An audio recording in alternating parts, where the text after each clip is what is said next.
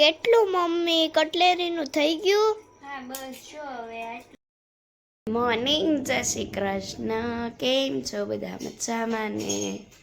જય માતાજી, જય અંબે મહાદેવ. હજી થોડુંક ઓલું છે ગળામાં, કાલ કરતાં થોડુંક સારું છે.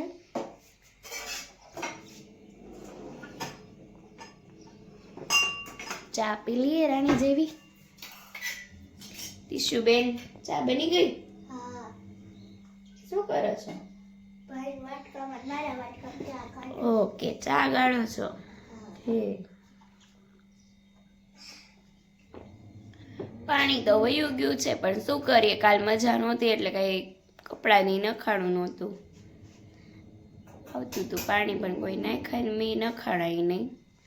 અત્યારે કપડાં ધોવા નાખી દીધા છે.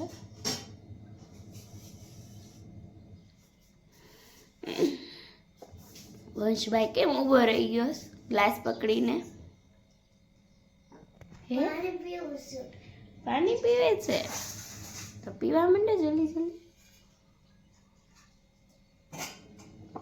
બેસીને પીવાય પાણી, પાણી બેસીને પીવાનું. મને હવે પાણી છે ને અમારે ત્યાં ટ્રેનિંગમાં ને તો બધે તમે સાંભળ્યું જ હશે કે પાણી છે ને બેસીને અને આમ પીવાનું. મમ્મી એવું અમારા વેલનેસ ક્લબમાં શીખડાવવામાં આવ્યું છે અમને ટ્રેનિંગમાં. તે ક્યાં ગયું? નીચે બેસવાનું.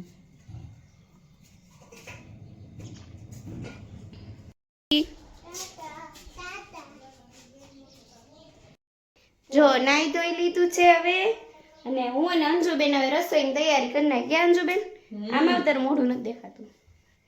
રસોઈની તૈયારી કરી નાખીએ. આજ નણંદ ભોજાઈ મેચિંગ થઈ ગયા છે. પિંક લેંગી ભેગી થઈ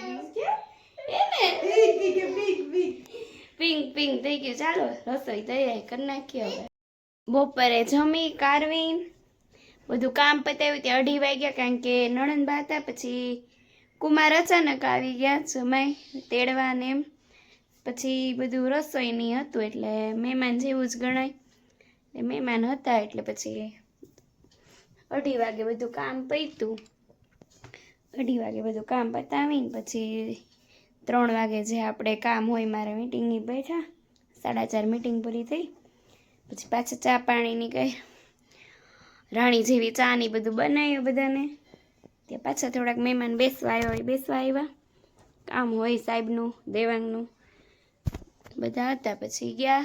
હવે કપડાનો ઢગલો સંકેલવાનો બાકી છે. વાસણ ગોઠવી નાખ્યા છે. વંશભાઈ નાસ્તો કરે છે. દીશુ ટ્યુશન વહી ગઈ છે. એટલે હવે આપણે કપડાનો ઢગલો સંકેલ નાખીએ, એની જગ્યાએ એમને ગોઠવી નાખીએ. પછી આપણે આપણી જગ્યાએ ગોઠવાઈ જઈએ રસોડામાં. હવે પાછું પહેલાં જેમ હતું એમ ઝાઝી રસોઈનું થઈ ગયું છે, કારણ કે નણંદબા વહી ગયા છે. એટલે નણંદબાએ થોડુંક એનું સાચવી લીધું હતું ત્યાં રસોઈ કરતા. પણ હવે એના ઘરે વહી ગયા છે એટલે પછી હવે કાકા ને ભાઈ હું અહીંયા કરી નાખીએ રસોઈ. જો રસોઈ થઈ ગઈ છે. રીંગણા બટેટાનું શાક ને ભાખરી ને. હવે વંશભાઈ ને દીશુબેન જમા બેસશે. ક્યાં? હા લાલ જમા. શું થઈ ગયું છે? જો કેટલું બળ સાંભળી ચીરા પડી ગયા. ઓહો, દીશુને ચીરા પડી ગયા. શું કરવું છે કઈ કમેન્ટમાં કહેજો મારે આનું શું કરવું એમ.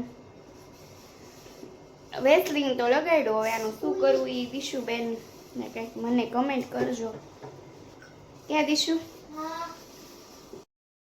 ચાલો હવે જમી લીધું છે વંશુએન બધાએ. હવે દાદા ને દાદા ને દેવાંગની બાકી હજી કોઈ આવ્યું નથી જમવા.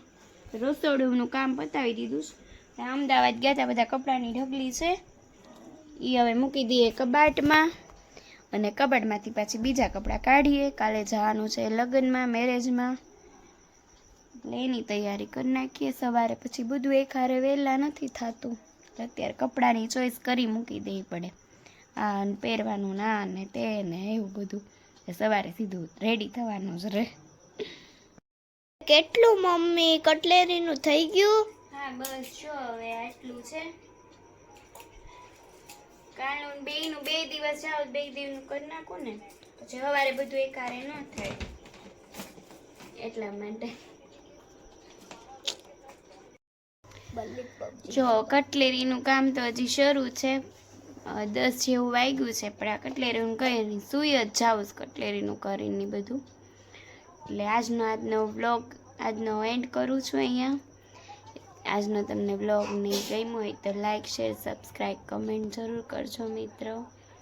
જય અંબે, જય માતાજી, જય શ્રી કૃષ્ણ, મહાદેવ.